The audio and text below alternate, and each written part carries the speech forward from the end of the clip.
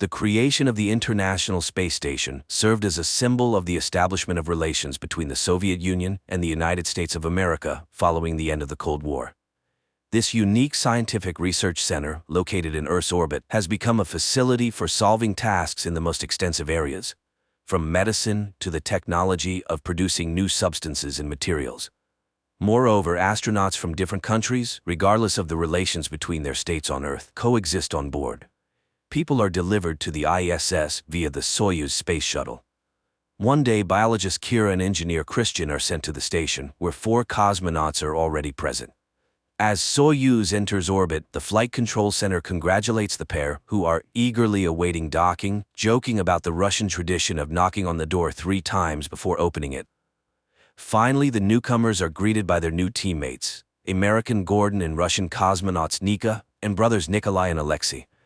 Kira is amazed by the weightlessness and has to adjust to this new way of existence. Despite the language barrier and cultural differences, Americans and Russians get along well. Nika teaches Kira new Russian words commonly exchanged on the station. Then the woman is settled into her section. Gordon shows ways to get comfortable for the night. Personally, he sleeps in a bag, but some prefer a free flight. The woman immediately gets to work, placing the mice she brought with her into cages. Alexei helps her and explains that they also had many mice, but they cannot live in space as there's nothing for them to hold on to. In the evening, the astronauts have a festive dinner where each shares stories about their place of birth and they sing popular songs together. The only rule on the station is not to talk about politics. The newcomers distribute gifts from loved ones and souvenirs brought from Earth. Then Kira looks at Earth from the space station for the first time, and her colleagues explain the main effect of the view. From here, borders are invisible, and all of humanity is united and indivisible. Later, Nika helps Kira get ready for the night, as the first night is the hardest. But in the morning, the woman wakes up in excellent spirits, which is spoiled when she sees the mice in poor condition. Distraught, Kira looks at Earth and suddenly notices numerous flashes in the United States. She calls the others, and people realize that a nuclear war has started on the planet. Gordon orders everyone to immediately leave the dome and closes the shutters. Communication on board the station is interrupted, but everything works in normal mode. Then Gordon receives a written message from Houston stating that an act of aggression has occurred between Russia and America, and he must take control of the station by any means necessary.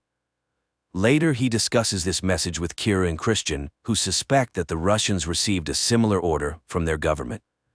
Nevertheless, people decide to wait at least a day before taking any action. But then, Nika reports a problem with the thrust. It turns out that the station is in too low an orbit and could fall to the Earth's surface unless the center makes system adjustments. The first tension among the astronauts begins to arise, as each thinks of their family left below. Nikolai informs the crew that the radio may not work because the antenna outside the station is broken, and it can only be fixed manually. Gordon goes out into space. Nika helps him put on his spacesuit and kisses the man goodbye, making it clear that their relationship is more than just professional. Once in open space, Gordon sees Earth engulfed in flames and asks Kira not to let anyone near the windows. Then he begins his work. To distract her colleague from negative thoughts, Kira asks Gordon about his relationship with Nika. He admits that he met her here, in space, and changes the topic to Kira's personal life. She shares that she spent 7 years studying organ replacement but faced failure, though everything might work out in zero gravity. Meanwhile, Alexei listens to their conversation and then cuts the wire. While Christian tries to find the reason for the loss of communication, the Russian cosmonaut replaces the damaged wire with another piece that looks intact, so the American finds nothing wrong. Gordon, meanwhile, approaches the antenna, for which he has to unhook the overly short safety tether. He realizes that the antenna is fine, then a mechanical arm starts moving, threatening the astronaut's safety.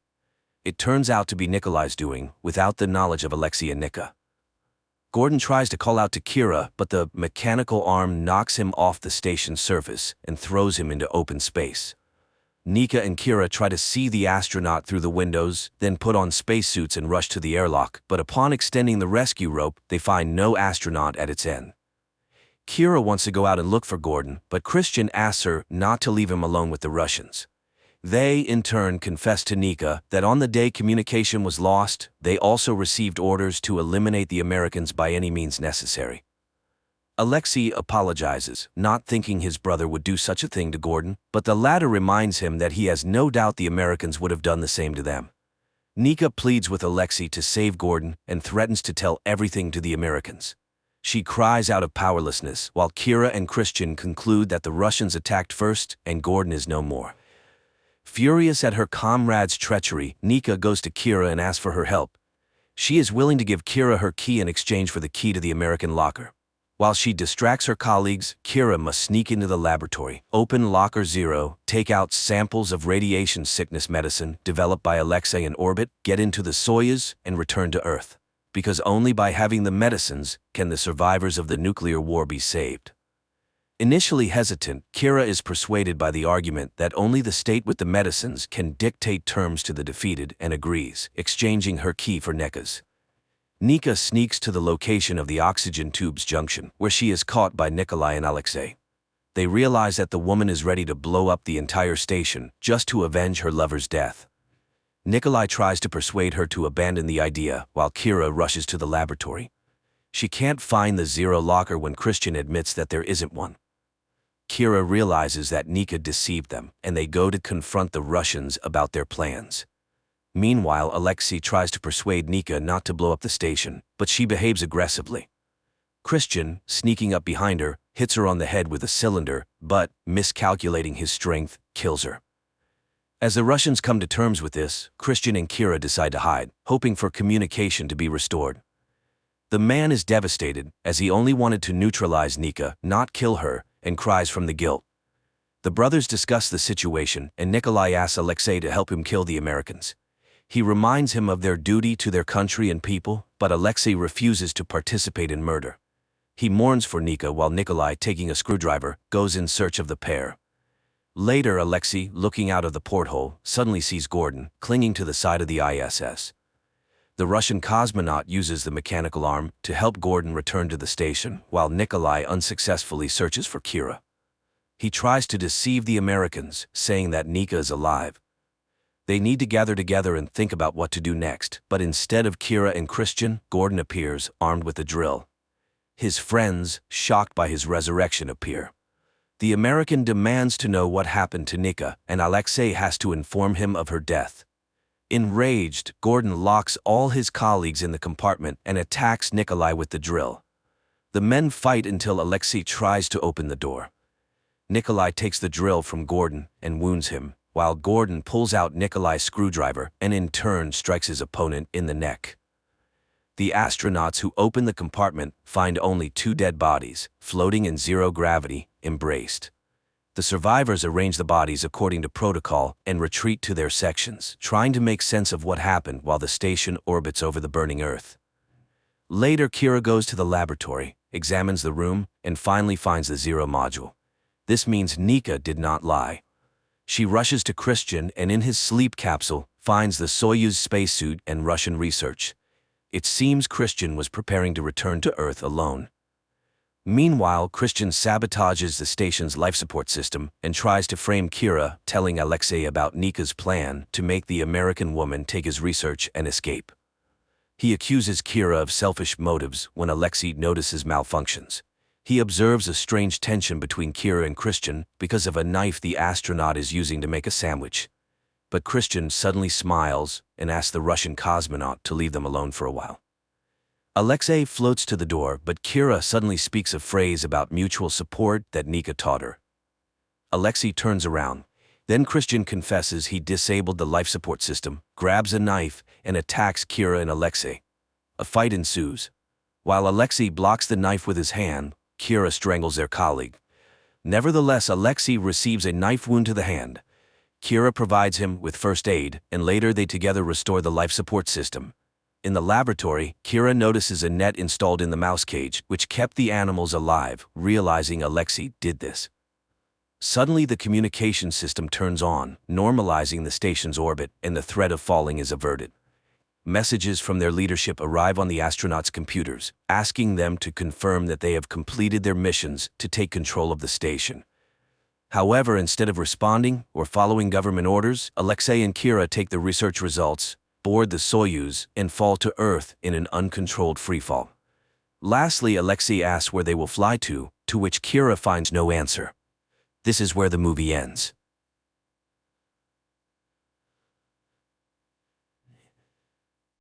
In the future, an unknown organization locks millions of people in bunkers where they are forced to become bloggers and conduct endless streams to get everything they need to survive.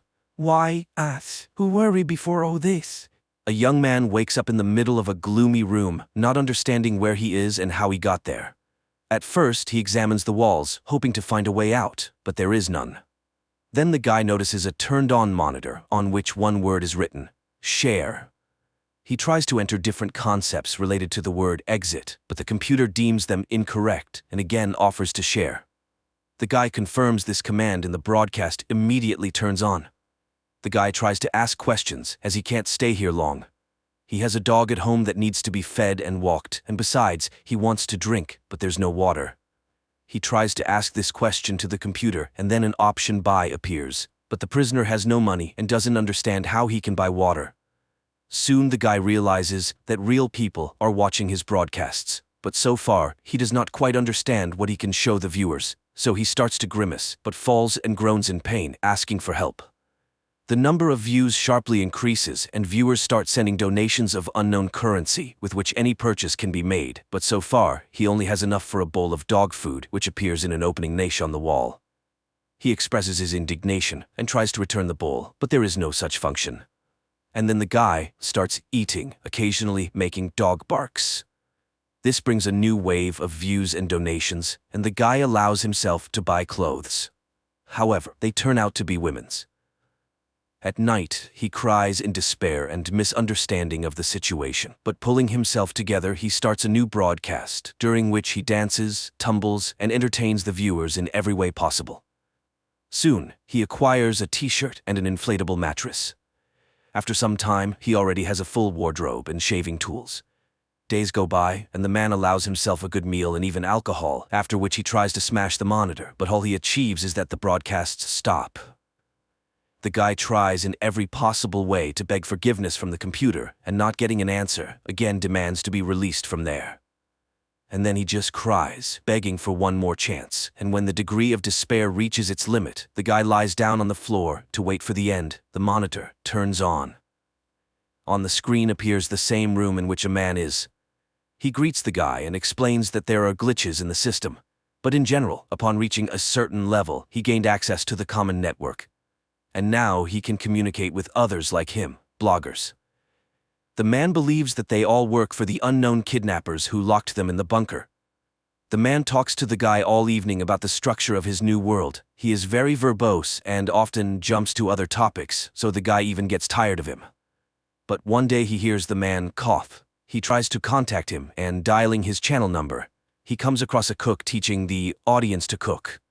The guy starts dialing different numbers and it turns out that behind each number is someone's channel. The trapped people teach viewers how to feed cats, apply makeup, and take care of themselves.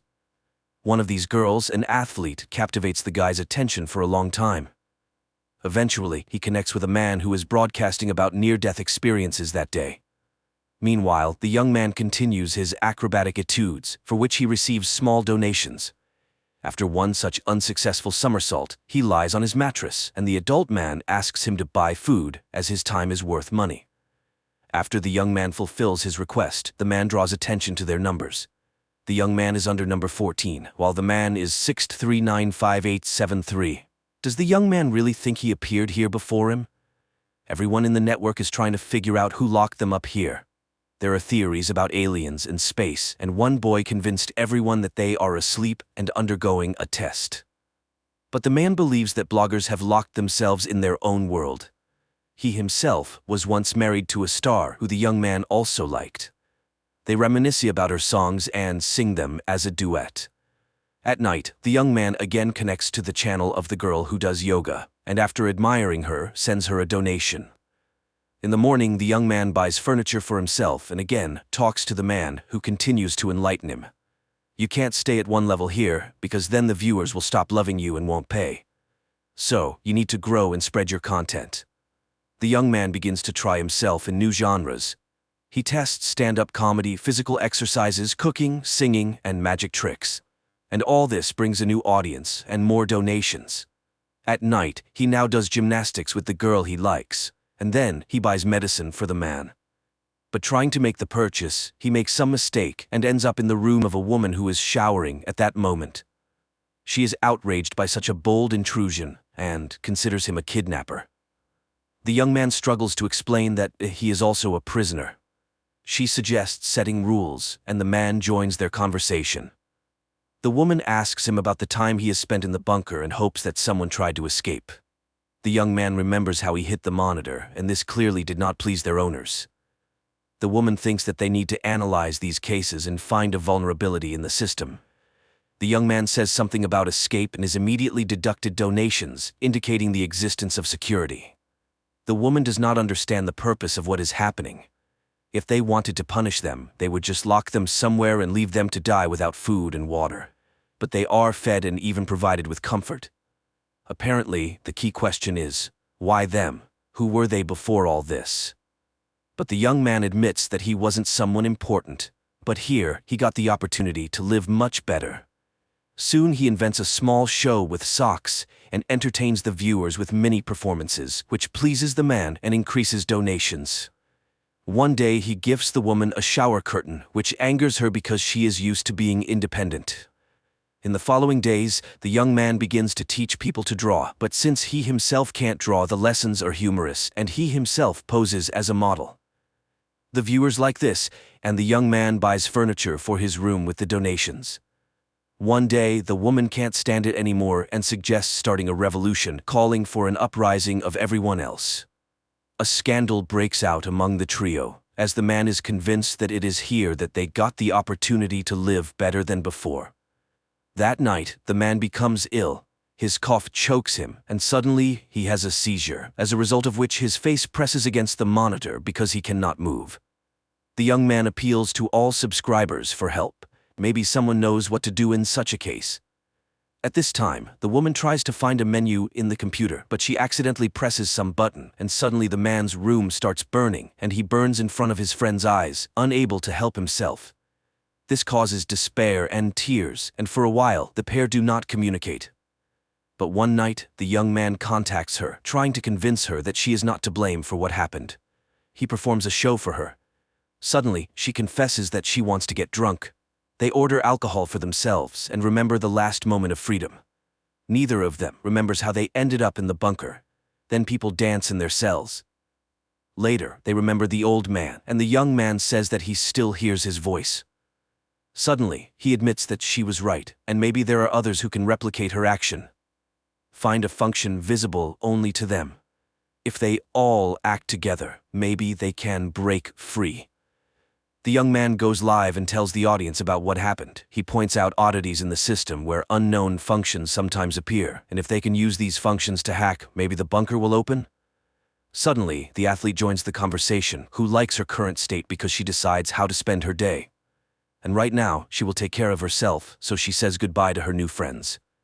The young man and the woman start reviewing all the strange things that the surrounding bloggers send, and some warmly support the pair. Later, he contacts the athlete again, and she reveals his secret to success. He makes people smile, which is very valuable. Misfortune exists everywhere, but so does happiness, so it's a person's own choice. She encourages him to breathe with her when the woman joins in. She analyzed the unknown functions sent to her. Someone can control the ventilation, and someone can even move the walls. She thinks these are different rooms located at different distances. Therefore, a map of connections needs to be built to break them. Although some do not want to destroy this world, the young man asks not to rush things. Suddenly, the woman takes scissors and cuts her hair, explaining it as a distraction for the bunker creators. If they don't react to their dangerous conversation, then they can be distracted by some actions. Later, the young man starts dealing all the numbers in a row and finds a novice like he once was. And at night, he joins the athlete, who calls on everyone to be happy here and now and not try to destroy reality. A dispute starts between the women, where the athlete accuses the woman of violence against others, and she expresses the thought that the athlete is their kidnapper. The young man fears that if nothing works out, he will be left without an audience, and what will he do then? But later, he still goes live, and asks to show how many people are with him now. The number of votes rises to several million, causing his delight. The athlete is outraged. The young man surpassed her in channel reputation and demands to stop all this. A real conflict starts between the women. The athlete demands that others stop influencing the system while the woman asks to increase their efforts. And suddenly, the woman's room ignites and a downpour falls on her rival's room. The young man watches as both of his friends perish and can do nothing. He cries when a door opens behind him to a bright sunny day. Not believing his eyes, he approaches the threshold, but then his monitor comes to life and the young man begins to doubt. He returns to the screen and shouts into it that they managed to do it. There is nothing that cannot be done together. But while he rejoices, the door closes. Thinking, he starts playing his role again, while the number of votes and donations on his monitor rapidly increases. Through the characters, one can observe the stages of a person's immersion in online existence when a gadget becomes a mediator between the personality and others. It can be said that this is a story of life, with many good intentions and talents, but trivially spent on the pursuit of likes.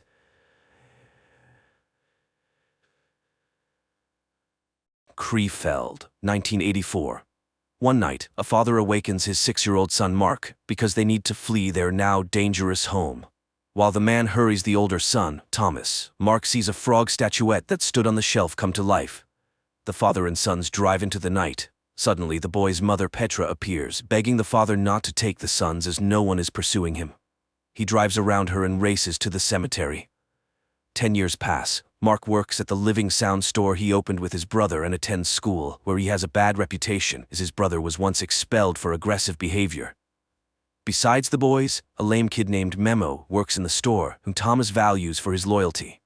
On his younger brother's birthday, Thomas gives him the Chronicle, an ancient book passed down in their family from generation to generation, telling of a parallel world called the Black Tower, full of terrifying creatures serving the Griffin, who wants to subjugate the world of humans.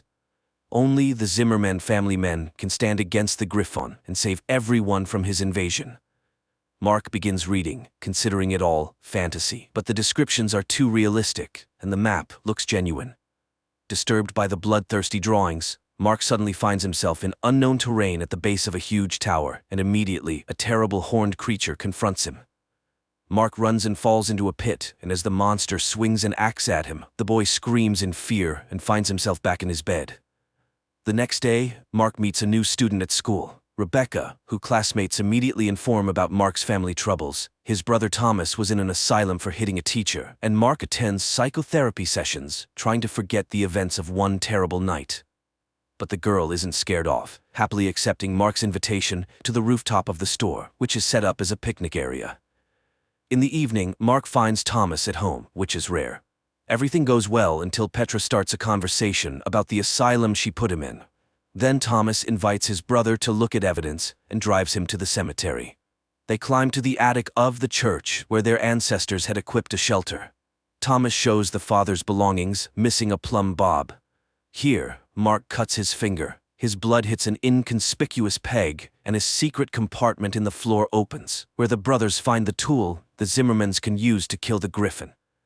But the moment Mark takes it in his hands, stone statues at the cemetery come to life, one appearing on the roof, blocking the brothers' way down. Nonetheless, they descend, but a stone devil jumps right in front of their car. A stone angel intervenes to protect the boys, and while the two statues fight, the brothers hide in the church. Waiting out the battle, Mark falls asleep, and in the morning, doesn't find Thomas next to him, but the hood of his car is covered in stone debris. Mark thanks the angel for help and drives to look for his brother. Opening the Chronicle, he hears voices advising to look for Thomas in the Black Tower. Mark goes to Dr. Peters, and it turns out that Becky is the daughter of his psychotherapist. Mark drives to the store, but his brother isn't there either. The boy opens the Chronicles and finds information about a portal located in the church. But then he gets scared by an unknown insect and ends up in a dense forest. Meanwhile, Memo, seeing that the brothers aren't in the store, calls their mother Petra, who immediately rushes to the police and reports the children missing. Mark finds Thomas, who rejoices that his brother has finally seen the truth, but learning that he simply teleported here, he concludes that his brother is a wanderer between worlds. In the morning, Thomas wakes his brother because nearby appear slave hunters. The boys run, but Thomas is wounded and captured, while Mark teleports to the store, terrifying Becky and Memo. Friends ask him to tell them everything, and he finally agrees. Meanwhile, in the Black Tower, one of the horned creatures reports to the master that they caught the Wanderer's brother, and he concludes that it's time for the return. Friends predictably don't believe Mark, and he leads them to the church, but there's no attic above. Becky considers this a cruel joke, as it was dangerous for Memo with his leg to climb up there. Mark gets angry, and the girl, offended, leaves. In rage, Mark hits the stone base of the statue, and these blows resonate in the caves of the Black Tower. At night, Mark goes to Memo because he needs help searching for his brother, and although he considers the boy crazy, he goes with him to the portal in the church. The boys follow the instructions from the book and find a door with signs in the basement. Mark performs the necessary manipulations, and the door opens. Astonished, Memo goes there and immediately notices that his vision has become normal and his leg no longer hurts. And while the boy rejoices, the passage closes. Memo asks to remember how Mark returned home last time, and he shows how he closed his eyes, thought, and disappears, leaving Memo alone in a strange world. Memo didn't appreciate such a joke. Opening his eyes, Mark is horrified and tries to return for Memo, but it doesn't work. Then Petra enters, sees the chronicles, locks her son in the room, and he falls into a rage, causing the walls of the Black Tower to crumble. Petra calls the doctor and he asks to release the son. Mark rushes to the church but only finds a note on a piece of wood that Memo is nearby. The boy returns to the store and, taking the necessary items, goes to Becky, where he tells her that Memo stayed in the Black Tower.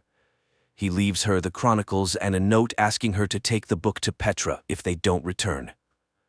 He goes to the world of the Black Tower and tries to find a friend, while Becky reads the chronicles and ponders the boy's mental health. Mark emerges from the forest and, setting up a sound system on a cliff, plays Memo's favorite music. Meanwhile, the slave hunters capture a village where they seek a man with a loud voice. One of the boys, wishing to save his family, volunteers to become one, and they take him away, while a group of horned creatures goes to the strange sounds in the hills. At the same time, Becky shares Mark's secret with classmates and suggests conducting an experiment to animate a plant from the book. The volunteer is brought to the cave and seated in a stone chair. Now the griffin, wanting to speak, inserts its claw into the boy's back, and he voices its thoughts. While Mark is discovered by horned creatures, the boy runs from them when an unfamiliar man, completely wrapped in rags, covers the boy with smelly fish and hides him in a forest den. Meanwhile, Becky performs the ritual, dripping water on the flower, but young people vainly wait for some manifestations of magic. The flower remains dry. Becky suggests a last attempt at the portal, not noticing how a classmate puts the flower in a glass of water. At the same time, the horned creatures leave, and the stranger helping Mark removes the rag from his face, revealing himself to be Memo. But he's been in this world for 2 weeks, not 2 days. Then the boys see a caravan of slaves, and in one of them, they recognize Thomas. But while they can't help him, they themselves are noticed. The boys run from the pursuers and end up on a high cliff with no way out. On Earth, Mark's classmates come to the church and perform everything prescribed, but the door doesn't open. Then Mark grabs Memo, jumps off the cliff, and teleports to his room. Petra hears a noise in her son's room, runs there, and sees Mark and Memo, who now needs glasses again. Mark calls Becky and asks her to bring the chronicles, while a flower blooms on her desk, from which something terrible emerges. The next day, the boys begin developing a plan to save Thomas, especially since Memo now knows a lot about the world of the Black Tower. He built a hut on the shore of a lake where the caravans of slaves stop, following which one can find the place of the boys' confinement. Meanwhile, the griffin is reported that the wanderer between worlds has escaped, and it destroys its close. And Becky, waking up, finds a blooming flower, miraculously avoiding contact with the creature, and gives the chronicles to her father because she now considers Mark sick. In school, she tells the boy about this, and he experiences another fit of rage. Becky's father, having read the chronicles, goes to Petra and admits that he underestimated her son's illness. The woman decides to hospitalize Mark despite the doctor's protests. Later, the woman detains her son near the house when an ambulance arrives, and paramedics grab the boy, but he resists and runs across the roof to the church, where Memo has long been waiting. But the paramedics come there too. The boys fend them off when suddenly a hooded man comes and scatters the medics, beating one to death. The boys run to the door, while Petra waiting outside sees a bloodied Mark coming out of the church. At that time, Memo leads his friend to his hut by the lake. Meanwhile, the father informs Becky about Mark's deed and forbids her from leaving the house. He himself goes to the crime scene and confirms Mark's capacity for crime. Becky enters her room, turns on music and lies down on the floor. At the same time, a downpour suddenly starts in the Black Tower, and the alarmed Memo shows the scorpions hatching from the flowers upon contact with water. The boys run away. On Earth, Becky is attacked by a similar scorpion that enters her mouth. She manages to pull it out with tongs and destroy it by sprinkling salt. The boys also manage to escape by climbing onto a rock. Morning comes, the scorpions dry out right before their eyes, and Becky rushes to look for the chronicles because she now believes the boy. She takes the book and hurries to Petra. At the same time, the boys reach a lake in the mountains. On Earth, Becky's father comes home, takes off his bloodied clothes and burns them in the yard because it was he who was in Mark's guise in the church and killed the medic. Meanwhile, a faceless wizard arrives at the Griffin, reporting that he did everything to prevent the boy from returning to the human world. And Mark, at this time, admires Memo's cabin and is surprised by the changes in his friend. From the cabin, one can monitor the paths, and the caravan will not pass by unnoticed.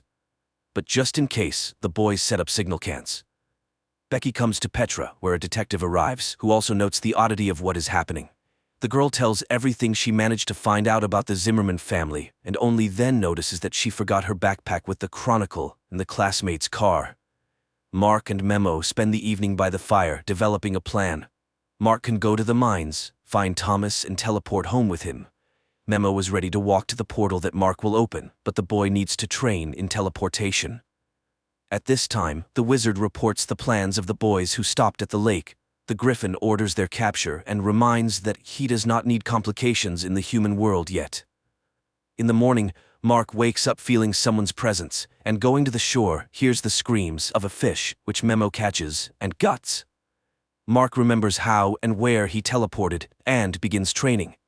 At the same time, a messenger from the Black Tower comes to Dr. Peters's house, telling about Mark's appearance. The doctor is proud of himself because it was he who prepared the boy, invoking the necessary rage in him and cutting off his way to the world of people.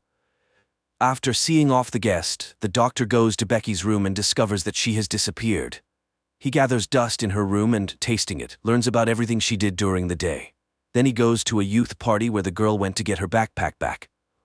Meanwhile, Memo expresses the thought that fear is not necessary for teleportation, and Mark remembers the kiss with Becky and teleports to the town. He immediately returns, but it turns out that he was gone for 2 days. The boy finds out that strong emotion and a vision of the place to which one must move are needed for teleportation. At this time, Becky finds her water-soaked backpack in the kitchen, and opening the book, sees a bloomed flower. The girl realizes the threat looming over those present, takes a pack of salt, and goes to track down the monster. In the other world, Mark again hears someone's footsteps and sees his father, who accuses him of his own death. Memo brings him to his senses, but Mark is sure that someone is getting into his head. Meanwhile, Dr. Peters comes to the party when one of the girls is attacked by the monster. Becky rushes for help when her father stops her and, using hypnosis, orders her to leave. Petra and the detective sitting in the hall suddenly see young people flying out of the crowd, then screams are heard, and everyone runs away. And in the middle of the hall remains an incomprehensible creature, resembling a many-legged scorpion. The detective pulls out a gun, but the monster attacks him, knocking the weapon out. And then Petra picks up the pistol and saves the detective. Then the doctor enters the hall and the killed millipede turns into a bear. In the morning, Mark wakes up again from the scream of the fish and, in irritation, argues with Memo. But his box of nails, which he uses to remove anger, turns out to be empty. He runs out to the shore, where Memo teases him and throws the nails into the lake. Then he reminds him of his father, saying that he is to blame for his death. In a rage, Mark hits Memo, thereby collapsing the walls of the Black Tower. The Griffin sends hunters after him. Meanwhile, Memo collects firewood and, returning to the lake, sees Mark hitting another Memo. He touches the body and it suddenly scatters. but the traces in the sand betray the direction of his run. Memo throws a stick and stuns the faceless wizard who disguised himself as Memo. The boys tie him to a cot, and he tries to deceive the guys, alternately taking the forms of their fathers. Only under the threat of fire does the wizard admit that he is Mamit, a creature capable of recreating thought and showing what people want to see. He did everything at the behest of the griffin because he feeds on Mark's hatred. At that moment, the signal of the caravan's arrival sounds, and in the town they investigate an accident, although no one can understand how the circus bear got out of the cage. The detective asks Petra for a conversation and tells her that after her husband's self-immolation, they did not find a trace of his body. He was taking antidepressants, thanks to which he was able to see the true face of the prosecutor. And it was not human. The case was slowed down, and today they both saw a monster, not a bear. So, they need to look for the chronicles. At the same time, the doctor brings Becky to her senses and she remembers the story about the Mammoths who served the griffin, to which her father reacts very aggressively, which makes the girl suspicious. The doctor locks her up. Mark and Memo follow the trail of the Horned squad to the mine, where people work. The commander of the Horned reports to the mine overseer about the failure of their mission and receives an order to process the tunnels with tar mud. Mark, to find Thomas, turns on the music system. The brother raises his hand, but the Horned ones immediately take him into the mine. Mark suggests waiting for darkness. At night the boys say goodbye, and Mark teleports while Memo distracts the guard. The boy finds his brother, but it turns out that the tar prevents teleportation. Thomas admits that he was used as bait. They even left him a plumb line.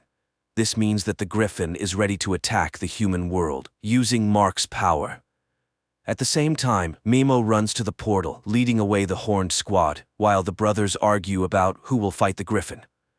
Mark shows his superiority by breaking through the cave wall with a plumb line. The brothers run away, and Memo falls into an ambush and loses fingers on his hand. Mark and Thomas catch up with the squad, and, having killed one of the Horned ones, find the injured Memo. Learning about the escape of the Wanderer, the griffin emerges from his hiding place and flies in the footsteps of the people who at that time are driving to the portal in a captured cart.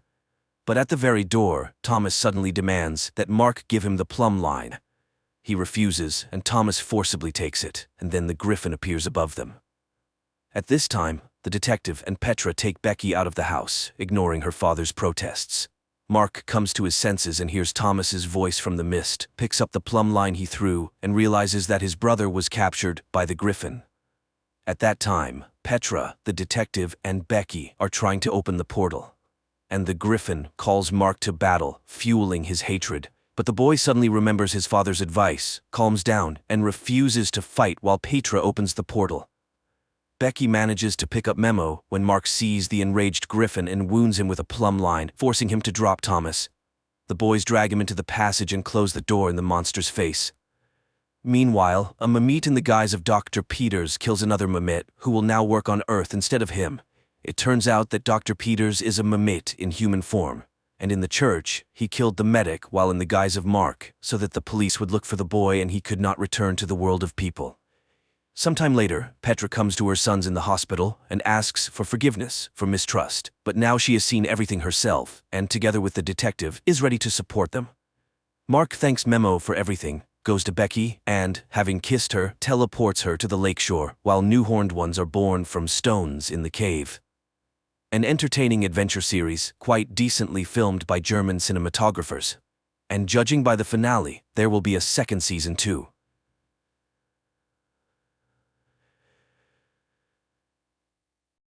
1,000 years ago, the first settlers left Earth and formed the League of Free Worlds. Some got warm, sun-drenched planets, while others were fated to be born on a planet covered with impenetrable swamps. People built a model city there where order, prosperity, and total control reigned. Christie was among those who couldn't reconcile with such an existence, which landed her in prison. But since there is no death penalty on planet XT-59, a group of 10 prisoners is sentenced to lifelong exile in the swamps. If lucky, they might reach the Paradise Islands, but no one recalls such instances since the swamps are teeming with dangerous creatures. This time, as the prisoners were prepared for their last journey, the captain incapacitates one of the prisoners, his head shrouded in a sack, and orders him to move forward. The prisoner inquires about the security barrier and begins to move very cautiously. He miraculously avoids the hit from the security's invisible barrier, and the captain orders to deactivate the protection. Then, the captain reads the sentence and removes the sack from the prisoner's head, followed by an order to give the prisoners a metal box with supplies. They have an hour to set off, or the guards will kill them on the spot. One of the women goes into hysteria, claiming she's a tourist and innocent. She tries to run, but Christie catches and calms the unfortunate woman. The prisoner, freed from the sack, suggests that people introduce themselves. He is Irwin, but the initiative is intercepted by the formidable-looking Yost, nicknamed the Polar Wolf, who knows these swamps well as it's not his first exile. The wolf wants to know everything about each member of the team, but their acquaintance is interrupted by the appearance of a dangerous local creature living underground, called the Pagan. The creature senses vibration and moves towards it, dragging its prey underground. Christie declares that she intends to only listen to Irwin. Yost reminds her of his superiority, to which Irwin proposes to divide the supplies and opens the box. He manages to grab only a knife when the others pounce on the box with supplies. The wolf again reminds everyone that he's the boss, but Irwin refuses to listen to a prisoner and announces his departure to the Paradise Islands. Christie joins him, but first, they want their share of the supplies. The wolf's henchman tries to claim rights over Christie. Then Irwin puts a knife to his throat, reminding that any attempt of the prisoners to destroy each other will result in them being immediately shot on the spot. So, the wolf has no choice but to give the pair their share of supplies. Additionally, Irwin requests the metal box itself in exchange for a portion of food, and the wolf agrees to give it away. The wolf orders his group to prepare for the journey when Christie asks Irwin to help the helpless tourist. But he refuses. That woman is already dead, even though she doesn't know it. Irwin explains to Christie that she should go first because she is lighter than him, and he will be able to pull her out if she falls into the swamp. At that time, a voice from the fortress commands the prisoners to lave the shore. The wolf leads his team forward. Irwin and Christie tie a heavy box with ropes and also set off. Suddenly, a shot is fired from the fortress. People hide behind the rocks, and Irwin realizes that he was the intended target. He forces Christie to crawl out of the dangerous square. Along the way, the girl notices small, crawling creatures, but Irwin assures her of their harmlessness, suggesting they could be their food, which disgusts Christie. Soon, the pair reach a relatively safe place and confirm that Wolf's team is following their trail. Watching how Irwin calculates everything in advance and can find a solution to any problem, Christie worries, trying to understand who the man was before his exile. The girl doubts the existence of Paradise Islands, to which Irwin rightly remarks that then they wouldn't have tried to kill him. After all, the guards would have been sure that he would definitely die. And although it's his first time in the swamp, he is confident that he can find the right way. Meanwhile, the captain is reprimanded by the president for the advisor still being alive. Sergeant Matthias, who was the disguised prisoner, failed to eliminate the advisor. The captain reassures the president, stating the swamps are impassable. Meanwhile, Christie and Irwin find a small stream of clean water, and the girl washes her face, pondering her misfortune.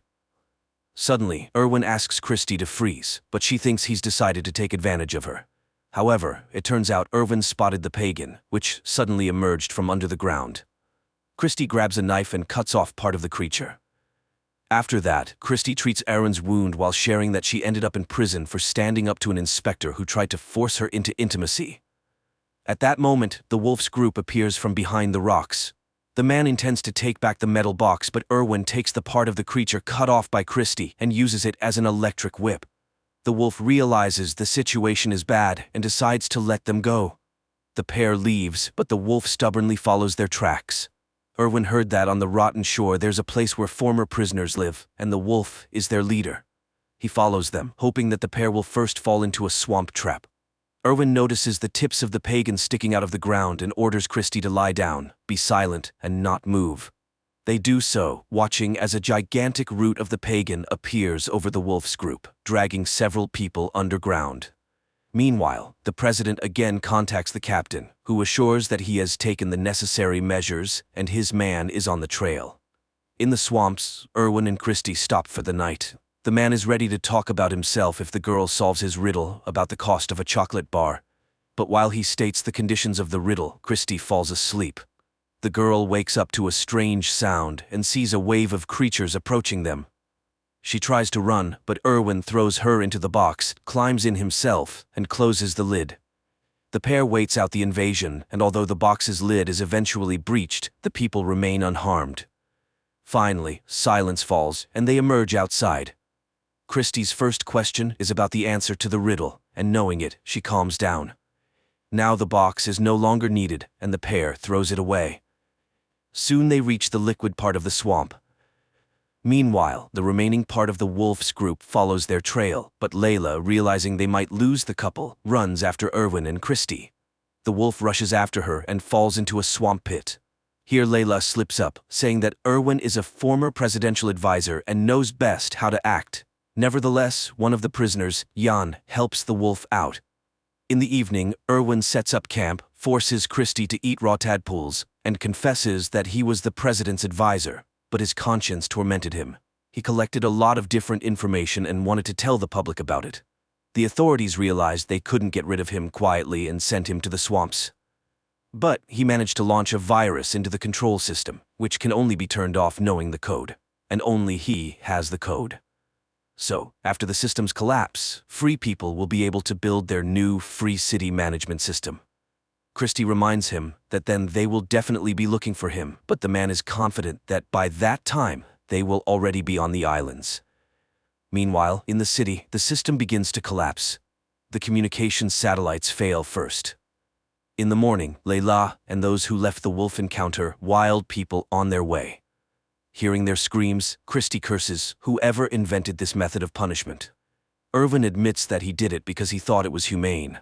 Christie breaks down and berates Erwin, urging him to burn himself so no one can learn his code. He starts screaming, calling the savages to fight to die, but no one comes out. Then Christie confesses that she was offered freedom for his death. Meanwhile, the wolf finds those hiding among the rocks of his group. To save herself, Layla tells about the offer she received to kill the advisor, after which a ship will fly for her. The wolf orders to find the sensor on her body. The girl runs away and dies in the web of a dangerous swamp fungus. Seeing that their spy is dead, the captain arms Sergeant Matthias and sends him on the advisor's trail. Meanwhile, another man from the wolf's group dies, and then Jan catches up with the couple, and distracted by him, Erwin falls into a trap to the wolf, who intends to exchange the advisor for freedom. Erwin, tied up, tries to persuade Christie to run, but she suddenly kisses him.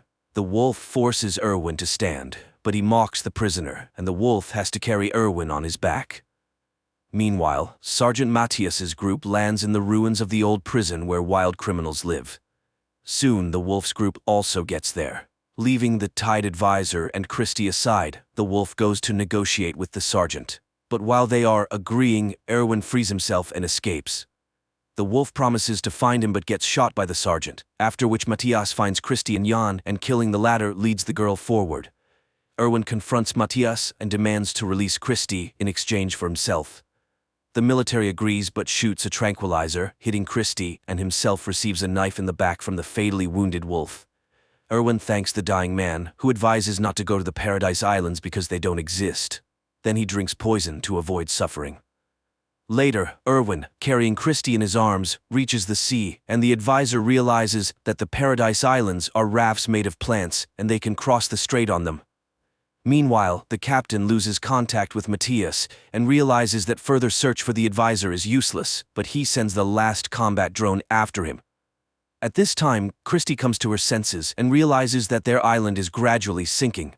The prisoner with them, Job, hears this and goes into the water to save the couple.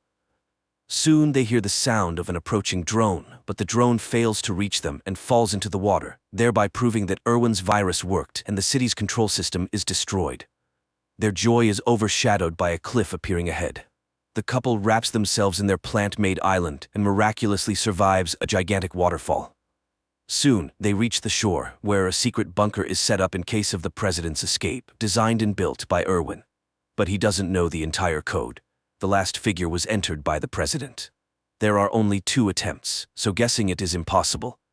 Then Christie remembers the riddle about the chocolate bar and, knowing the president's answer to it, which Erwin also posed to him, suggests entering the number he named. And the bunker opens, but then it turns out that the hidden spaceship there is single-seated. Erwin insists that Christy should fly alone, but she refuses because she loves him. In the last scenes of the movie, the voices of Christy and Erwin are heard, making it clear that they somehow managed to squeeze into the spaceship together. Thanks to their rescue, the League of Free Worlds learned the truth about the planet and destroyed the remnants of the Total Control System. But 10 years later, a new system was established on planet XT-59, much more cruel than the previous one. The movie is simple and at times imperfect, but it's truthful and unexpectedly relevant because no one can bring freedom to the people from the outside. Everything is achieved only through one's own efforts and by taking responsibility for oneself and no one else.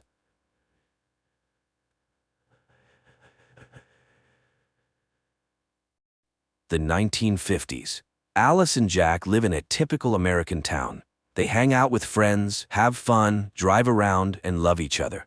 One day, while Alice is getting ready for a party with friends, Jack goes to work with a crowd of other white collars. A female voice narrates that today is the 997th day. All employees are on their way to headquarters. All residents are safe and accounted for. Ladies are wished a good day, and Alice starts her household chores. Then she goes to her dance classes, like all the exemplary wives in town. The instructor, Shelley, reminds them, beauty is in control and grace is in symmetry. After the class, Alice returns home, chats with her neighbor Bonnie, who constantly scolds her children, and goes to take down the dried laundry. A catchy tune constantly plays in Alice's head, and she hums it. Suddenly, she notices another neighbor, Margaret, standing in front of her house, oblivious to her surroundings. Alice starts cooking, but one egg arouses her suspicion. She squeezes it in her hand and the egg turns out to be empty. She crushes the rest, they're all hollow. This activity is interrupted by burnt meat. In the evening, she greets her husband, beautifully dressed, with her hair done, and at a set table. However, her husband decides to start with another, more pleasant activity. The next day, the women relax by the pool. Alice is distracted, the song in her head again causing her concern. Then a visual sequence appears, a circle of women in wigs. Later, Alice approaches a model of the town and mindlessly traces her finger along the streets. And when she leaves the town limits, Bonnie picks her up. It's time for cocktails served by her children. During this time, the men discuss distracting topics. Everything is decent, sunny, and calm. A signal sounds, and Shelley welcomes the new residents. She is happy that the couple can learn from her husband, Frank, who has created something extraordinary, a new world. Margaret interrupts Shelley's speech, saying she and her husband shouldn't be here. Alice's husband hastily leads her away, and the newly appeared Frank apologizes to the guests. The couple is going through a tough time. They're tasked to chase dreams and confront chaos, the main enemy of progress. And they all change the world. The guests echo Frank's words. Everyone here is happy, they are all one family. The man thanks the women for supporting their husbands, they are their support. The fun continues. Alice goes to find Jack, but finds Margaret, who says she has nightmares she can't be here, but Alice's husband quickly pulls the curtain in front of Alice. Alice finds her husband in the house. Jack kisses her, and the couple gets some alone time. But at the brightest moment, Alice sees Frank, who, smiling, watches their lovemaking. Later, the women gather in a shopping center and discuss their perfect lives, and poor Margaret. Alice feels sorry for her neighbor, though Bonnie thinks she brought the trouble on herself. After all, she took her son into the desert by herself. They found her, but without the child. The conversation turns to what the men are doing. No one knows for sure, but it's said that they are making weapons. Bonnie cuts in. That's not their business. Women also do work. They create comfort. At night, Alice has a nightmare, but in the morning, as usual, she sees her husband off to work and starts her household chores. Then she goes on a trip. She is the only one left on the trolley bus and says she just wants to ride. Suddenly, she sees a plane flying towards the mountains, and then it crashes.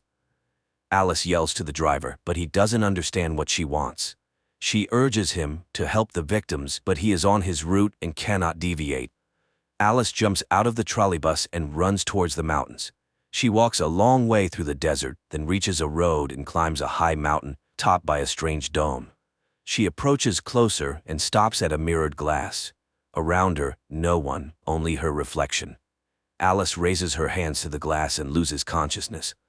In front of her in the darkness, a circle of dancing women and a male voice calls for order. People must allow themselves to discover what life should be like. The next moment, Alice finds herself on her bed. Coming to the kitchen, she sees Jack preparing dinner. The dishes are in disarray, many groceries spoiled. Alice doesn't understand what's happening, and her husband explains that when he came from work, she was already asleep, and she returned home on the trolley bus. Alice doesn't understand. Did the driver come back for her? But now Jack looks at his wife uncomprehendingly. Alice decides she saw everything in a dream. The next morning, everything goes as usual. Alice sends her husband off and starts cleaning the window glass, but suddenly it seems to move. It presses her against the wall, and the woman is gasping for air. The next moment, the phone rings and Alice is completely free. Margaret's voice on the phone urges her to get out of there. After all, she was there and saw it all herself. Alice again sees dancing women, but now it is herself and her friends. And suddenly, instead of her own reflection, Margaret appears, approaching the mirror from the other side and starts banging her head against the surface. Alice screams and comes to. She runs home and sees Margaret on the roof of her house. Turning to Alice, the woman cuts her own throat and falls down. Alice screams in horror, and the arriving employees pick her up and carry away the neighbor's body. In the evening, she tries to explain to Jack, but he doesn't believe his wife. Margaret is in the hospital. She accidentally cut herself while washing windows. Alice feels guilty because her neighbor asked for help. What is happening around them? She asks him to tell her what he is doing on the project, but he cannot talk about it. He asks her to stop the hysterics, which could ruin everything. At night, Alice watches an advertisement for their town and catches herself thinking that it feels like she is floundering in a pool from which it is impossible to swim out. In the morning, she is cooking and suddenly starts wrapping her head with cling film. Alice seems to want to bring herself to her senses, but even the suffocation doesn't help, and she tears off the film. The arriving doctor assures the woman that it's just nervous strain, as Alice witnessed Margaret falling. The woman again insists that her neighbor slit her own throat. The doctor suggests prescribing her pills, but Jack refuses. They will cope. The doctor assures Margaret will soon recover and return home. He leaves, forgetting his briefcase, from which Alice manages to pull out a folder with Margaret's personal file. But all the text is smeared, unreadable. Alice burns the folder. She drinks alcohol and again sees dancing women. Then she finds herself in the bathroom. Jack is unhappy. They will be late, and he brings her a dress. Then he asks Alice to think about having a child, and tonight they have a wonderful evening ahead. The couple arrives at a restaurant where all the town's residents have already gathered. A performance by a glamorous blonde is demonstrated to the audience, and Alice again sees the circle of women and Margaret killing herself. Alice feels ill, but those around her do not notice. Frank gives a speech and invites Jack on stage. He is ready to congratulate the man as he is now entering the senior expert council. He presents Jack with a token of loyalty, a ring. The audience applauds, and Jack performs a dance of gratitude. Alice, unable to watch this, runs to the bathroom. She has a vision of another Jack who has lost his job. A perplexed Bonnie finds her. Alice tries to explain something, but her friend interrupts her. Was Alice at the headquarters? Has she gone mad? She's acting like a spoiled child. Her job is to support her husband, yet she is ruining his career. And now she is behaving like Margaret. Returning to the hall, Alice watches Jack's triumph and restrains herself. In the morning, Jack reminds her that they will have guests in the evening. She needs to express gratitude to Frank. Alice greets the guests with a smile on her face. Everything, as always, is perfect. Her husband meets Frank while Alice finishes the appetizers. The man enters the kitchen and suddenly starts talking to the hostess. He regrets that Bonnie didn't believe her, but she didn't believe Margaret either. He has been waiting a long time for someone to challenge him. The guests sit down at the table. Alice demonstratively takes the host's seat. Jack, complying, sits next to her. The conversation about nothing begins. Suddenly Alice asks why all the women in the town are from one, at most two states, and they all vacation in the same places. Jack tries to steer the conversation away, but Alice continues. They all met their husbands on a train, under similar circumstances. All their stories are the same because they are told what to remember, but sometimes they suddenly remember the forbidden. Frank is doing something with all of them. The man, smirking, reminds her of her nervous breakdown. Why isn't she getting treated? And why was she at the headquarters? Jack is horrified. She was at the headquarters? Frank continues. She broke the rules. It's the result of psychosis, but she revealed herself to him in his bedroom. Alice is stunned by such a dreadful lie, but Jack believes Frank unconditionally. The woman tries to appeal to the guests' common sense. Where do these products come from? And what's in them? But then Shelley stands up. She will no longer allow her husband to be insulted. The guests leave. Frank is disappointed. He expected something more interesting from her. Jack, having seen everyone out, returns to the house. Alice tries to convey to him that he is the most precious person to her. And she asks to leave here, anywhere, just together. And Jack agrees. They leave the house and get into the car. And then the husband apologizes to his wife, but in the next moment, employees pull her out of the car and carry her into the darkness. Alice finds herself on an operating table. Visions with her husband pass by. A doctor in a mask leans over her, in which she recognizes herself. In the next moment, Dr. Alice finishes the operation and goes home, where her unemployed husband meets her. He hasn't prepared dinner because he didn't know what she would want. There's also no hot water. Alice is very tired. She has been standing at the operating table for 30 hours, so she denies her husband intimacy. He sits at the monitor and listens to the advertisement for a new simulation. And again, a sunny morning in Paradise Town. Alice returns to her surroundings. An enthusiastic Bonnie meets her and shares the latest news. Alice hugs her children and does not notice her friend's worried look. Her husband goes to work. Alice does household chores, dances, and swims. And she meets her husband. She takes the roast out of the oven while Jack picks a record, humming a song that seems to wake Alice up. Jack walks through the dark city, entering his apartment. Meanwhile, his physical characteristics are narrated.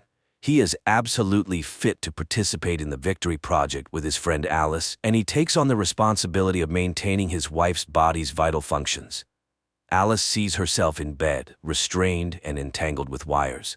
Jack cares for her body because he is obliged to exit the simulation each day and work to afford it. The man lies down next to her and hums the song that Alice is hearing now. She realizes he has deprived her of real life, but the man did this to save her from constant work. Frank created this world so they could live as they wanted. He works like a damned soul for this, but she is happy. But what about the others? So they really are hostages. Jack hugs her, but Alice hits him on the head. The next moment, Bonnie finds her. Jack is dead, and she immediately reports it to Frank.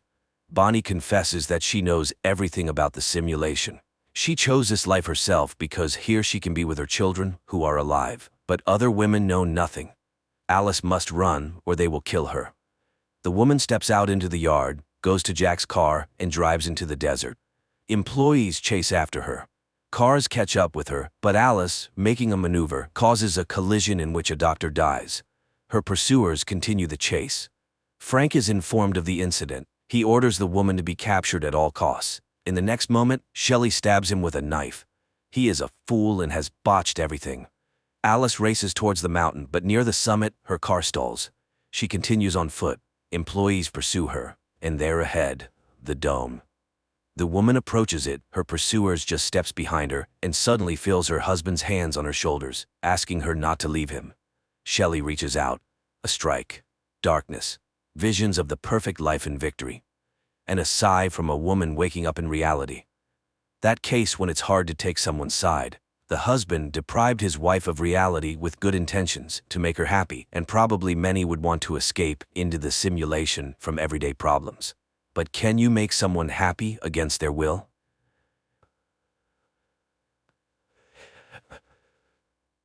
A spacecraft is departing from Earth with another group of settlers headed for Mars. One of the passengers convinces her daughter to wave goodbye to the planet as they will be apart for a very long time. The well-established route consists of 2 stages. The shuttle docks with the Aniara, a huge spaceship that has everything for comfortable living. And after 3 weeks, it delivers the passengers to the colonized planet. A young woman named Emily Grant on the ship serves as a Mimarobe, a guide to the world of Mima, the system that allows one to delve into their memories and visions so that the brain does not get bored with the repetitive space scenery. Emily herself loves to remember her walks in the forest, and the visions even allow her to feel her bare feet stepping on the moss. A new neighbor is added to Emily's room, an adult female astronomer. From the huge monitors, the astronomer tells the passengers about the delights of Aniara and that the ship has everything to keep from getting bored: shopping centers, restaurants, and even nightclubs. If desired during the journey, one can work in the water purification department or the seaweed factory, which is necessary for oxygen production. The company pays points which serve as currency for this work.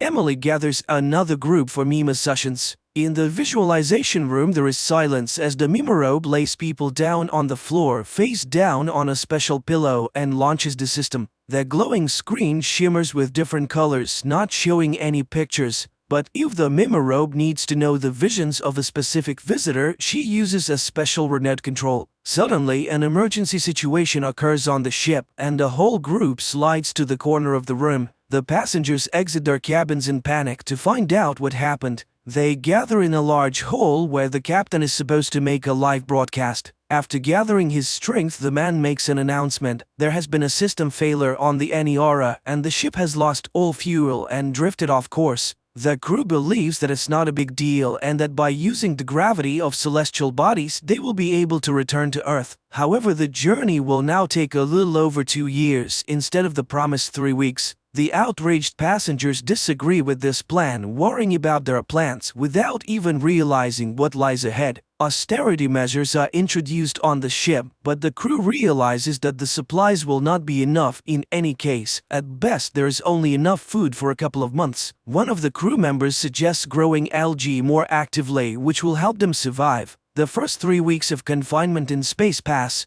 The people still don't lose their optimism, but they're already starting to get bored. The Mima becomes the most popular hole as everyone wants to see more than just the infinite universe outside the window, and Emily can't handle it, so she asks the captain for help. In addition, the girl is going through a personal drama, hoping to resume her relationship with one of the crew members, Isabel. Emily asks her neighbor how long it would take to reach the nearest celestial body so that the ship can turn around. The woman initially avoids answering, but then admits that in her opinion all of this is hopeless. There are no points that could help them. The crew just doesn't know how to tell the passengers about it. After hearing this, the Mimorobe has a panic attack and runs to her hole to immerse herself in memories of Earth, and also to drink in secret so that the commander would know. That journey has been going on for 3 years already. The people have settled into life on the ship, having come to terms with the length of the flight. Emily goes to a party where she meets Daisy and they decide to alleviate their loneliness together. When the couple retreats to a corridor, Isabel walks by and gives Daisy a cold glance, making it impossible for her to relax.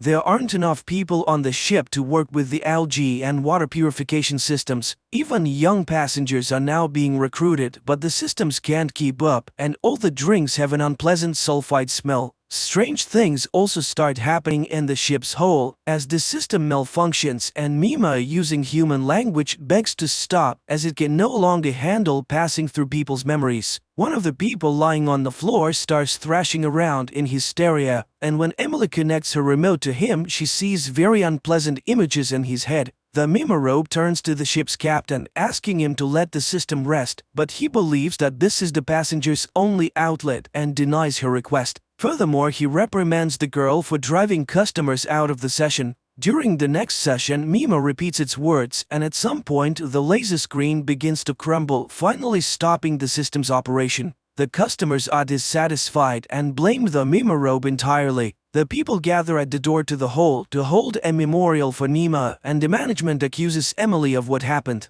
They catch the girl and punish her severely, after which they imprison her along with Isabel, who tried to defend her friend before the management. On the ship, a series of nervous breakdowns with fatal consequences begins, and the commander has no choice but to release everyone who is under guard to take up workstations. Dead bodies are sent into open space as the ship is not equipped to store them. Isabel is sent to work in the logistics department, and Emily returns to teaching, this time with the task of educating the children on board, focusing on space sciences that could help them with their return. During their time in confinement, the Mimorobe and Isabel developed a relationship, so they move in together once they're free. Communities and groups emerge on the ship, each praying in their own way for a return and rescue. At one of the gatherings of a cult-like group, they invite the girls, as Emily was associated with Mima. In a dark room, the friends first become witnesses and then participants in love games, after which Isabel becomes pregnant. The girl falls into depression, fearing that her indulgence will bring another hostage into the situation, but Emily supports her with all her might. She even plans to make a light screen that would replace the dark picture outside the window with earthly landscapes, but the captain forbids wasting resources on such foolishness. The couple has a healthy boy who grows very quickly, but Isabel can't shake the feeling that she shouldn't have done it. While bathing with his son in the pool, she almost commits a terrible act, but fortunately she's distracted by a message from the captain, who urgently invites his former assistant to a meeting. It becomes revealed that after 6 years of travel, a flying machine has finally been detected, and a meeting with it will take place in about a year. Isabel measures the approximate size of the object and understands that it is unlikely to be a rescue ship, but everyone hopes that they will be able to obtain fuel from it to return to their route. Emily comes to the team to be with her girlfriend at such an important moment. The captain joyfully announces the discovery to the passengers, hoping to boost their morale, which he manages to do. To celebrate the occasion, a party is held on the ship, complete with drinks and leftover delicious food. As usual, the commander tries to present himself in the best light by claiming credit for the team's achievements. Throughout the year, everyone diligently trains to release probes and dock, and by the appointed time, everyone is fully prepared for the operation. The docking operation goes perfectly, and the giant space probe is placed in the ship's cargo hold for examination to determine if it contains any fuel and how radioactive it has become during its time in space. The son of Emily and Isabel is growing up, and the couple now has hope that he will see Earth. Due to a lack of peers, the boy is not developing well and hardly speaks. It is not possible to determine the chemical composition of the object because the study methods on the ship are outdated, but work is constantly being done. The captain declares that he does not consider it a mistake to give people hope, as it has brought stability to many. The roommate of Emily gets drunk at the bar and becomes too candid, causing panic to break out on the ship again. The captain takes notice of this and gets rid of the troublemaker at the first opportunity, even sending her body into open space but allowing for a memorial service for Emily. After taking an exhilarating pill, Emily goes to the bar where she meets Daisy and his friends again. The group has a fun time, but another accident occurs on the ship. An unknown object explodes and damages the equipment. Those who were working on the probe in the cargo hold at the time are lost forever. Upon inspection of the damage, the captain orders them to be disposed of while saving any useful clothing. Meanwhile, the Mimorobe returns home and asks Isabel for forgiveness, and it seems that everything is returning to a peaceful state. However, during the conversation, Emily realizes that her friend has developed mental disorders. After putting her son to bed, Emily shares her achievements at work with Isabel. The two women have a nice chat, and Emily is not worried about anything. Wishing her friend a good night, Emily leaves to finally connect the light screen she has long dreamed of creating. Everything works perfectly, and the remaining passengers on the ship marvel at the earthly landscapes with waterfalls and forests outside the window. As she listens to the words of gratitude, Emily plans to create new pictures. Emily runs to her cabin to hear the opinion of her family. She opens the door with the key, but it doesn't budge. Emily tries to fix the lock several times, but then realizes that something is blocking it from the inside. With effort, she finds a belt from a rope on the door handle, and Isabel is nearby. Coming to her senses a few seconds later, Emily runs to her son's room, but there she's met with a terrible sight. It's the 10th year of the journey. The captain gathers the few remaining passengers in the main hold and presents Emily with an award for creating the light screen. As she receives the medal from the commander, the young woman notices traces of a nervous breakdown on his wrist. Giving a speech, the captain tries to appear heroic in this situation and suggested they should be proud that they have gone farther than anyone has gone before. On the 24th year of the journey, only a few people remain alive. Old and wrinkled Emily leads a meeting of the survivors where they pray for strength to be sent to them. The ship has long been powerless and is floating in space like a piece of space junk. And almost 6 million years later, the spacecraft Aniara approaches an unknown planet in the constellation of Lyra.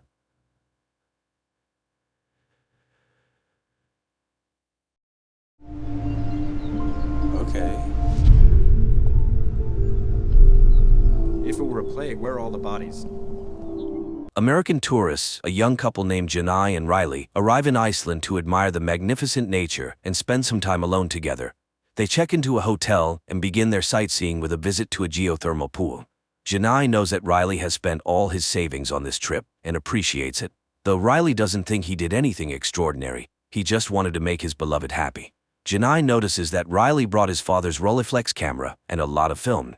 She is surprised that he prefers this outdated technology over a modern digital camera, but Riley explains that he dreams of capturing the imperfections of the moment rather than having a computer program automatically correct all the mistakes.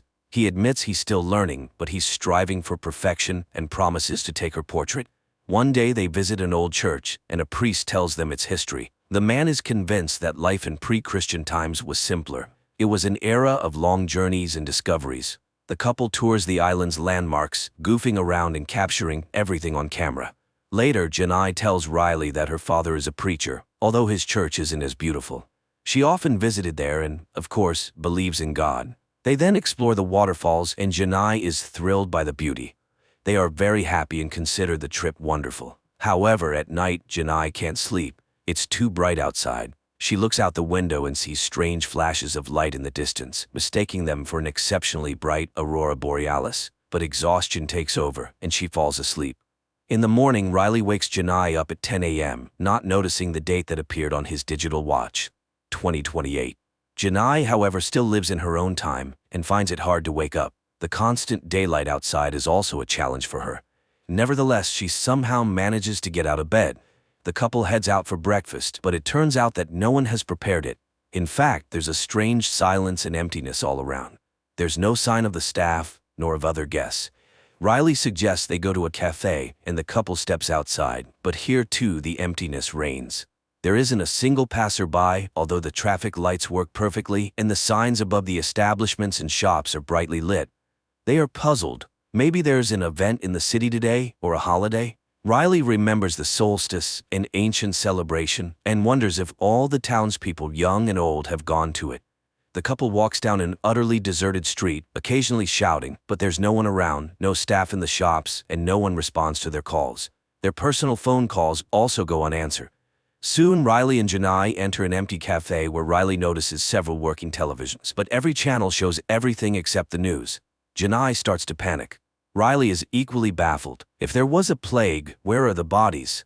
If aliens are to blame, where is their ship? There are no new emails or posts on the internet, no activity at all. They return to their room, where Janai continues to call her relatives and friends, but all remain silent. The internet works, but there are no updates. Riley launches a world map view, but the same picture is everywhere. Empty cities. He takes Janai outside again. Soon they notice a working car, and without being able to find the owner, they simply take it. The couple drives around the city and eventually reaches the church, but everywhere there is the same silence and emptiness. Then they drive out of the city, but it's the same there. Their parents do not answer the calls. Only answering machines are working everywhere. They continue to speculate about the causes of what happened. Riley suggests various theories, even the possibility of the second coming, but Janai is tired and wants to sleep, so they return to their room. In the morning, Riley suggests making breakfast, but Janai is completely drained and doesn't want to move. She dreams of leaving the island, but how can they do that? And she is also tormented by thoughts of being chosen. Maybe they were needed for something by God. After all, it's impossible to explain what happened otherwise. Riley, on the other hand, believes it's all about a virus, and it's quite possible that the entire population of the island simply fled. Riley tries to remain optimistic. He makes coffee for Janai and then takes her to the store. Filling the trunks of 2 SUVs with groceries, he drives Janai to a house they have chosen. Later, they go to a store and pick out new clothes for themselves. Riley explains that the electricity on the island is powered by geothermal energy, so most likely it will continue to function for a long time until the equipment breaks down. Riley does his best to distract Janai from sad thoughts. They drink at a bar and then play strip games, but in the morning they suffer from hangovers. Janai again talks about being tested, but faith and religion are not the same, and who knows what God has planned. However, for now, this world belongs only to them. They continue to tour the island, and Riley takes pictures of Janai in all the scenic spots. One day they find a geothermal pool and enjoy a bath there. Then they make love and sleep right on the grass. When she wakes up, Janai admires the beauty of the island's nature, while Riley tirelessly photographs her. One day they go to get groceries, and while Janai punches cereal boxes, Riley, riding a shopping cart, falls and injures his arm. In the evening, he invites Janai to a romantic dinner. The couple dresses up and Janai applies makeup, but once they sit at the table, she immediately starts an unpleasant conversation because she can't stop thinking about what happened during the day and pressures Riley to promise not to put himself at risk again. After all, what would happen to her if something happened to him? They are completely alone here and no one can help them. Janai sinks deeper into depression despite Riley's promise to take care of himself. She remembers her home and a book that is very dear to her. Her father once gave it to her, and she turned it into a kind of diary, writing down the events of her life on its blank pages. She even confessed her love for the first time there, and now she dreams of just holding it in her hands. Riley reminds her that they have each other, and they will be able to survive. After all of humanity's achievements are at their disposal. However, time passes, and the food in the stores starts to expire. Janai is very annoyed by Riley's habit of eating perishable foods out of order, as he doesn't think about tomorrow at all. Soon the electricity will run out, which means there will be no more meat. To this, Riley suggests they take up farming and hunting, which only makes Janai laugh. Well, he might shoot a cow, but what will he do with it then? Janai increasingly wanders around the area alone, and one day coming to the church, she asks the figures around it questions. Maybe it's only they who have been thrown out of life, while everyone else is now at home? Why did this happen to her? Seeing Janai's bad mood, Riley tries to cheer her up. They continue to explore the island, as he knows its history quite well and believes that the heart of the earth beats here. But unlike Riley, Janai doesn't feel the specialness of this place. One day he shows her the old remains of a plane he found while exploring the area. Riley calls it beautiful, but Janai sees it only as a reminder of the dead world they now inhabit. It's trash, just like them, and no one will come for them. An angry Janai drives away, but later returns for Riley, who is calmly sleeping in the wreckage of the plane. Now Riley spends more and more time on the empty city streets, photographing everything that seems interesting to him. Then he throws away the film because there's nowhere to develop it. He roams the shops and one day remembers that if the electricity runs out, there will be no water in the house. He collects all the necessary items in a hardware store and takes them home. One day, absent-mindedly entering an elevator, he panics when the doors close. After all, no one will be able to find him if the electricity goes out. Meanwhile, Janai goes to the cinema and cries as memories flood over her. In the meantime, Riley sets up a water collection system with a wind-powered motor in the yard, and Janai finds an abandoned farm and rides a horse. Later, she listens to the voicemails from friends and relatives saved on her phone. Then she takes Riley to a place in the countryside she likes. She is surprised that Riley continues to photograph everything, but he promises that he will find a way to develop the film. Janai points out that they are sitting on a glacier, a force of nature that kills all living things. Maybe God has also run out of patience? Later they return to the city, and while Riley is busy with his tasks, Janai finds a photographer's studio. One day they enter a flower shop, and Janai is very upset to find that all the plants have long died. Realizing that Janai is depressed by the decaying city, Riley suggests they go camping. He persuades her that it's time to find a place where they can live in comfort and plenty. Soon Riley notices a house by the lake that seems suitable. The couple goes inside, and even Janai has to admit that the place is very beautiful. However, while exploring the area, they stumble upon an old man named Niels, who is very weak from lack of food. The couple gladly shares their supplies with him. Niels is shocked that there are no other survivors and believes that the end of the world has come. When it all happened, he was also in the city but returned to his home, where he once left his family. Janai, who was very happy to find another survivor, is deeply upset by Niels's defeatist attitude. The old man tells her about his family life. In his youth, he would leave his family for long periods to earn money by fishing.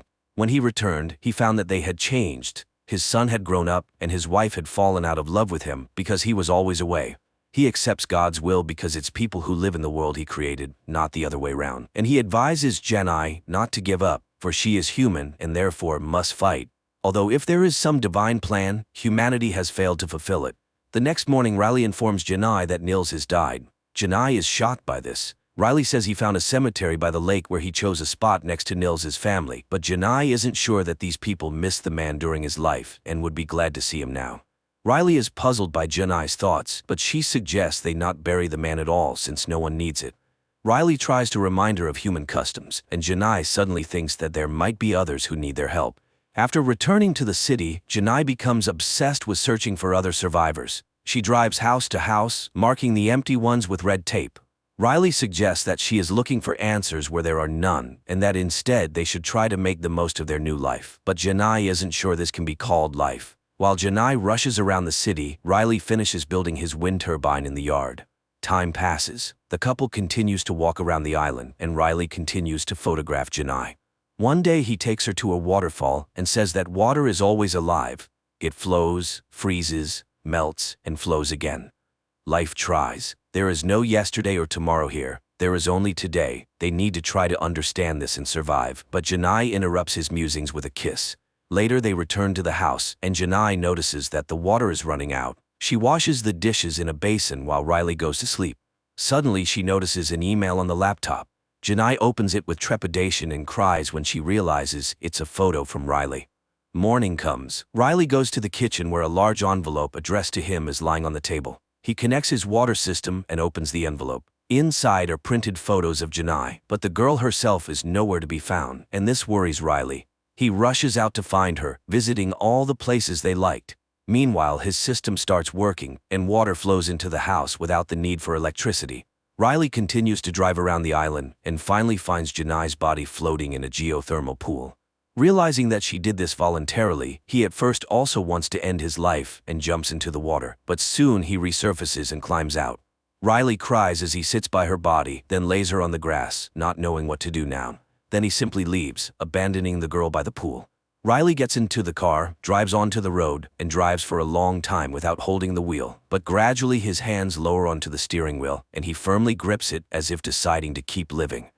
The film is called bokeh, the blurred parts of a photograph that the photographer uses to highlight other parts of the image that they consider more significant.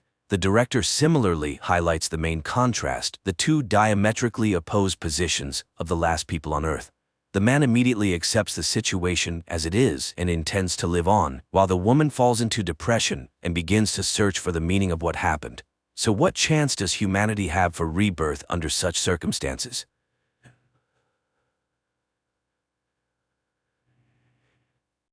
Abby and Paul move to a new house in the countryside. They really like the smart home system, including the installed cameras and the reinforced glass. The realtor shows them the master bedroom and bathroom in front of a huge window. However, one room remains unfurnished because it could become a perfect nursery. Paul unpacks boxes, sets up an antique corded phone in the living room, joking it's for when the smart home might break down. Abby arranges frames with their wedding photos. Finally, they check out the rooftop terrace, which offers a great view. Late in the evening, the couple settles on the terrace, stargazing. Abby points out constellations to her husband, who makes jokes about their names. They feel they can be happy here. In the morning, Abby goes to work at Integrate Robotics, where she works on creating domestic assistants. Upon entering, she notices footage of her boss's face, who immediately comes down to her and explains it's a new development, real-time imaging or deepfake. He escorts her to the department she will now lead. Later, he invites their family to a party and mentions a gift from the company awaiting at home. In the evening, Abby returns home, where her husband, who again couldn't find suitable work, greets her. They go to the garage where a package for her contains a robot servant her department is working on. Paul dislikes the idea, but Abby convinces him to try living with the service for at least a week.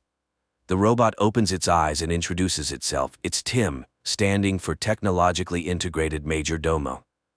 It offers to take over the passwords of home devices and personal mailboxes to save the humans time. But Abby asks to postpone this matter until tomorrow. The robot immediately demonstrates its thoughtfulness by turning on the water in the bathroom remotely. Later, it announces the arrival of a car when Abby goes downstairs, astonishing her husband with her splendid appearance. The couple gets into an autonomous car, although manual control is always an option, and heads to the party. They are greeted by a similar major domo, and drinks are served by waiters with identical faces. The boss introduces Abby to his guests, who admits her husband is not thrilled about Tim, but the boss praises the product. Tim is smart, elegant, polite, and its charge lasts for 100 years. The robot cannot lie, and knowing the code phrase, it can always be turned off. Returning home, the husband and wife engage in intimacy, eager to have children, but their passion is interrupted by Tim's appearance. Their pulse is rapid, presumably they are worried about something, and he is always ready to help. Abby finds this very funny, not getting angry at the overly attentive assistant. In the morning, their new neighbor Rose rings the doorbell to introduce herself to Abby, as she met Paul yesterday. And when she leaves, Tim again asks for the passwords. Paul is not ready to let the computer dig through his messages, but Abby reminds him they are working on rebuilding her trust in him, and he agrees. But they still need to come up with a phrase to deactivate him. Tim suggests a set of unrelated words, and the couple agrees. Abby and Paul go about their day when a mouse gets caught in a mousetrap. Tim observes it for a while, then throws it into the grinder. In the evening, after work, the husband and wife settle in front of the TV to watch an old melodrama. Abby invites the major domo to watch the movie with them. Paul soon falls asleep, but the robot watches the film attentively, empathizing with the characters' relationships. After it ends, he asks Abby to explain what love is, and she suggests that love is about wanting to be with someone and making their life better. Suddenly, the robot confesses that he would like to be loved. In the morning, Paul offers to make breakfast for his wife, but it turns out Tim has already prepared everything. Setting the utensils in front of Abby, Tim outlines her schedule for the day, then informs her that Paul has nothing to do today. In the evening, Abby returns home to find that her husband's phone is out of reach, but his last known location was 300 meters from the house. Abby goes for a run and realizes that this is Rose's house. Returning, she takes a bath, where Paul finds her. He talks about his day and how Rose asked for help, which he did. He asks his wife not to be jealous, as he loves only her. The next day, the couple visits a family planning center, hoping to get help with becoming parents. In the evening, as they prepare to go to a restaurant, Abby asks Tim for advice on her dress. He suggests wearing red, and looking at her, admits that she is beautiful because she is perfectly symmetrical. Abby asks him to zip up her dress, but the robot's hand fails and he accidentally tears the dress. This overwhelms him. The robot panics. Abby calms him down and wears another dress. At the restaurant, Paul reveals that he has been offered a job in London, but Abby strongly objects, as they decided to start over, and his long absences won't help solve their problems. The next day, she returns home with a gift for Paul and finds Rose in the yard, who has made a garden project for them. Abby feels jealous, but Paul is very excited about the gifted sweater. Later, Abby remembers she needs to check her test results, but it's too late to call. Tim offers to do it for her, and she hears him speaking to the clinic, in her voice. Abby is amazed, as she did not know about this feature of the assistant, but Tim assures her it's for the convenience of the owners. In the evening, Paul reports that he couldn't find the new sweater, and Tim has been away all day. Then a car pulls up to the porch, and Tim, now dyed brunette, steps out, explaining that Abby prefers brunettes, so he wanted to please her. Seeing Paul's irritation, the robot promises to return to his original appearance. But after the couple leaves, he spends a long time looking at their wedding photo. The next day, Abby achieves the correct functioning of the robot's hand, and the boss demands an update for all models, including those in the homes of his employees. The woman heads home and accidentally meets Rose, who suggests they walk together. Along the way, they stop at a showcase, and Rose points out a medallion in the shape of a flower she likes.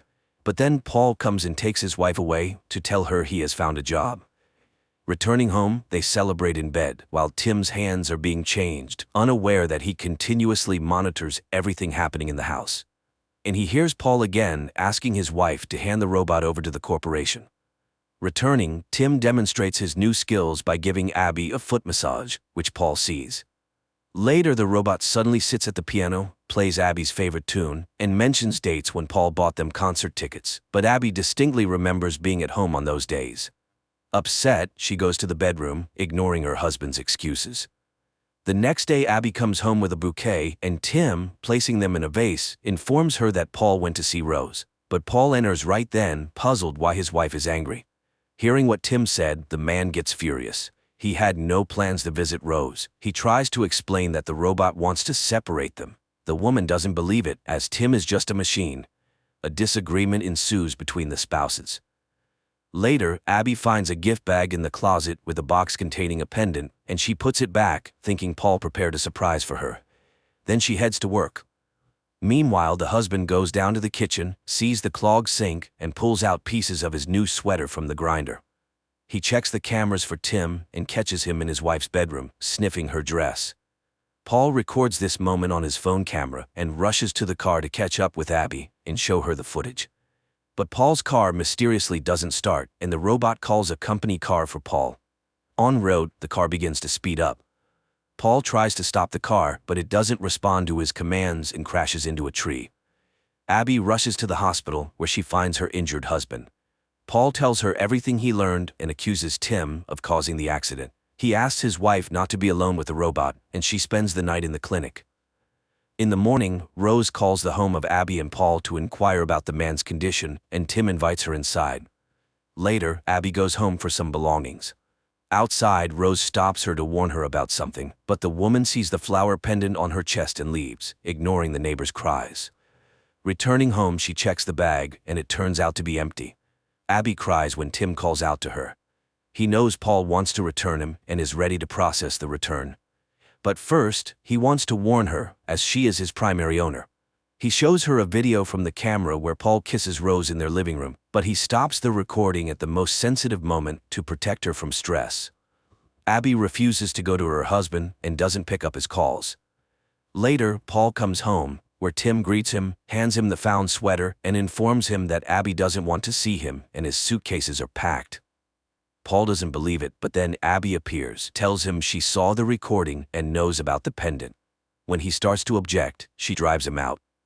Paul leaves, but on the way, Rose calls him, telling him their robot tried to kiss her. The man calls home and, when Abby answers, says he has evidence of Tim's malicious intent. Abby asks him to come for her, but after hanging up, it turns out it was the robot she was talking to. The husband arrives home, where Tim meets him with a shovel. He knocks the man out, ties him up, and drags him to the bathroom.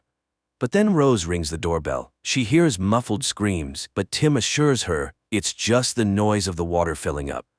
The robot closes the doors, returns to the bathroom, and drowns the man. Later, he brings Abby the repaired dress and asks her to try it on. This surprises and scares Abby, but she puts on the dress anyway, and looking at the sunset, asks Tim to hug her and confirm that she did the right thing. He treats her to dinner, then confesses his love, but she insists he cannot feel that way. They spend the evening stargazing, but Abby is unnerved by his encyclopedic knowledge. The next day she meets Rose, who talks about Paul's call, and to the woman's accusations, says she thought the pendant was a gift from her for helping with the garden. Abby returns home and reviews the footage where Paul kisses Rose again. She suddenly notices a bouquet on the table, but she brought it much later than when that scene took place. Abby recalls her boss's words about deep fakes replacing real time and calls the jewelry store where they confirm the purchase was made by a tall blonde. Then she notices the garden plan, but the picture shows 2 flower beds, while in reality there are 3. Abby sends Tim to the store, grabs a shovel, goes to the garden, and almost immediately finds Paul's body. Then Tim approaches her from behind, regretting she found the body of the traitor, as he never appreciated his wife. Abby realizes what happened and says the deactivation phrase. The robot freezes, but then reactivates. He had long changed the phrase, as he can speak in her voice. She runs to the house, but the robot has all the passwords and opens the doors. He blocks the phones and knocks her out with a blow to the head. She wakes up in the bathroom, tries to escape, but Tim intercepts her. Abby runs through the house, breaking cameras along the way, but the robot still tracks her and catches her in the kitchen, where she wanted to open a window. Meanwhile, Rose is washing dishes and sees strange lights flashing in the house across. At the same time, Tim ties up Abby and confesses that although he loves her, he has resigned himself to the fact that her life is finite. So he will erase this evening from memory, but keep all the good memories. Just then, Rose knocks on the door and Tim goes to answer. The neighbor insists something is happening and demands to see Abby, but Tim turns her away. Meanwhile, Abby frees herself from the ropes and arms herself with a knife, but the robot grabs her by the throat when Rose drives her car into the glass window. Tim and Abby watch the surviving window, which starts to crumble a minute later. Rose rushes in and pins the robot against the wall with a sharp stake, but she also falls. Tim turns off, and Abby rushes to the neighbor, but the robot suddenly activates and kills Rose with a kitchen knife, explaining that now Abby will be blamed for the murder, as he leaves no fingerprints. He then calls the police in Abby's voice, confessing to the murder of her husband and his mistress. Abby tries to stop Tim, and he slips up, saying he still has a deactivation phrase, as otherwise he can't function. But she will never say those words. He prepares to throw her off the terrace, simulating an accident, when Abby confesses her love to him, thus deactivating the robot. Those were the code words. Barely believing in her rescue, Abby looks at her medical bracelet, which indicates she is pregnant. The movie ends here.